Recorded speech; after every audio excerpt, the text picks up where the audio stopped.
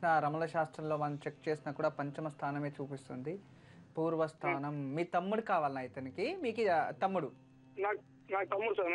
Okay సరే. మీకు అతనికి ఎన్ని సంవత్సరాల డిఫరెన్సు? నాకు అతనికి 71 సంవత్సరం పైన స్వామి. 1.5 సంవత్సరం డిఫరెన్స్ అంతే. ఓకే మంచిది. ఖచ్చితంగా మీ తమ్ముడు తిరిగి వస్తాడు, ప్రాబ్లం లేదు. ఇతనికి వివాహం కూడా అయ్యింది, పిల్లలు ఉన్నారు.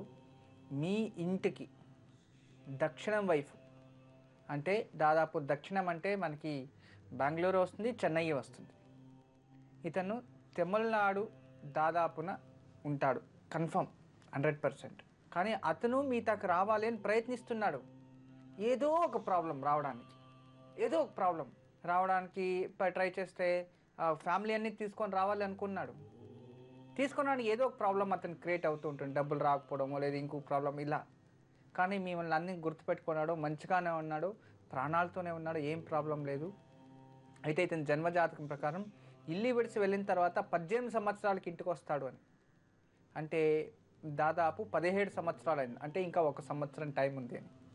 అంతలోపు మీరు 5 నిమ్మ పండ్లు తీసుకొని ఇంటిలో మీ ఇంటి దేవుడు ముందు పెట్టి 5 నిమ్మ పండ్లని పెట్టేసి ఎర్రక్షంతులతో ఆ 5 నిమ్మ పండ్ల పైన వేసి పసుపు కుంకుమ వేసి దాన్ని ఎక్కడున్న మా తమ్ముడు ఇంటికి రావాలని 5 నిమ్మ పండ్లు పూజ చేస్తూ ఉండండి. ఆ 5 ఫ్రెష్గా అలాగే గట్టిగా అయ్యే వరకు 45 రోజులు పూజండి. ఏదైనా ఒకటి కుళ్ళిపోయి పుచ్చిపోయిందంటే అక్కడ కొత్తది పెట్టాలి. అలా 3 పుచ్చిపోయాయి, 3 వెళ్ళిపోయాయి అంటే అతను రాడు జీవితంలో. కానీ అలా 5 కన్ఫ్యూజన్గా కరెక్ట్గా అలాగే ఉన్నాయంటే స్థిరంగా అతను ఆ పూజ ముగిసిన ఒక 3-4 మంత్స్లోనే మీ ఇంటికి ఖచ్చితంగా రానే వస్తాడు. ఏ దిశలో ఉన్నా మీకు ఏదో ఒక మార్గం, ఏదో ఒక విచారం అతనికి తెలుస్తుంది. ఇలా చక్కగా చేయండి. త్వరలో మీ తమ్ముడు మీ ఇంటికి రావాలి అని నేను ప్రార్థిస్తున్నాను. మంచిదవుతుంది. నమస్తే. చంద్రశేఖర్ గారు విన్నారు కదా, గురూజీ చెప్పింది పాటించండి, తప్పకుండా శుభం జరుగుతుంది. గురూజీ మచిలీపట్నం నుంచి స్వర్ణకుమారి కాలర్ లైన్లో ఉన్నారు, వారితో మాట్లాడదాం. నమస్కారం అండి స్వర్ణకుమారి గారు. నమస్తే అండి, ఎవరి గురించి తెలుసుకోవాలనుకుంటున్నారు? మా బాబు గురించి. తప్పకుండా అండి, మీ అబ్బాయి పేరు నక్షత్రం చెప్పండి. శ్యామకుండ్లమ్మ, 91 నవంబర్ 18. 18 నవంబర్ 1991. అవునమ్మా. పుట్టిన సమయం 7 నుంచి 8 ఆ టైంలో. ఉదయం 7 గంటల నుంచి 8 గంటల మధ్యలో.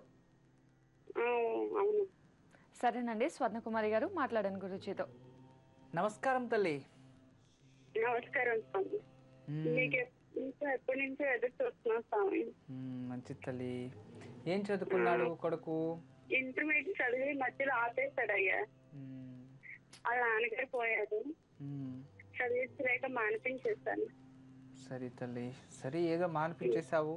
కానీ అబ్బాయిలో కూడా కొన్ని గుణ లక్షణాలు మానాలి తల్లి. కోపం ఎక్కువ మీ అబ్బాయికి, మండితనం చాలా మంచి అతనే. కానీ జీవితంలో చిన్న ఏజ్కి ఇవన్నీ అనిష్టాలు అవి ఇవి జరిగి జీవితంలో చిరాకే వేసింది అతనికి కూడా. అబ్బాయి మంచోడే, ప్రాబ్లం లేదు. అయితే అతని స్నేహితులు, అతని సహవాసం, చుట్టూ ఉన్న పరిస్థితి, ప్రకృతి, అతని ఆలోచనలు మంచిగా లేదు తల్లి. వాటిలో కాస్త మార్పు వస్తే ఖచ్చితంగా మీరు అనుకున్నట్టే అన్ని మంచిగానే జరుగుతాయి. ఎంతమంది మీకు సంతానం? ఫస్ట్ బాబండి, తర్వాత పాపండి. సరే తల్లి, ఇప్పుడు ఏం చేస్తున్నాడు అబ్బాయి? గోల్డ్ కవరింగ్ దాంట్లో చేస్తున్నాడండి. ఒక దాంట్లో స్థిరంగా ఉండడండి. అదే ఏదన్నా పర్మనెంట్ గా కెమెరా కానీ ఏదన్నా తీసుకుంటాను అంటున్నాడు. ఏం చెయ్యాలా ఏంటని? వద్దు తల్లి, ఆ కెమెరామ్యాన్ బిజినెస్ ఇతనికి అచ్చరాదు. ఎందుకంటే ఇతను మూలా నక్షత్రంలో ధనస్సు రాశిలో జన్మించారు. నిజంగా ఆ గోల్డ్ ఏదైతే కవరింగ్ సంథింగ్ ఏది ఉన్నాడో దాన్ని సొంతంగా చేయించండి కావాల్సి ఉంటే. లేదంటే 1 గ్రామ్ గోల్డ్ ఇలాంటిది ఏదైనా చేయించండి. లేదా దానికి సంబంధించి ఇంపోర్ట్ ఎక్స్పోర్ట్ దాన్ని కొన్ని డిస్ట్రిబ్యూషన్ చేయడం, వాళ్ళకి వీళ్ళకి ఆర్డర్స్ తీసుకొని మంచి మంచి స్టోర్స్కి ఇవ్వడం, ఇలాంటిది ఏదైనా దాని రిలేటెడ్ చేయమని. ఎందుకంటే అతను రాష్ట్రాధిపతి గురువు మరియు కేతు దశలో జన్మించాడు. చూడండి ఎంత నిజంగా చాలా బాగుంది. మీరేం బాధపడవద్దు తల్లి. ఖచ్చితంగా అతను మంచిగా అవుతాడు జీవితంలో. ఉన్న సొంతంగా దీని రిలేటెడే చేయమని చెప్పండి.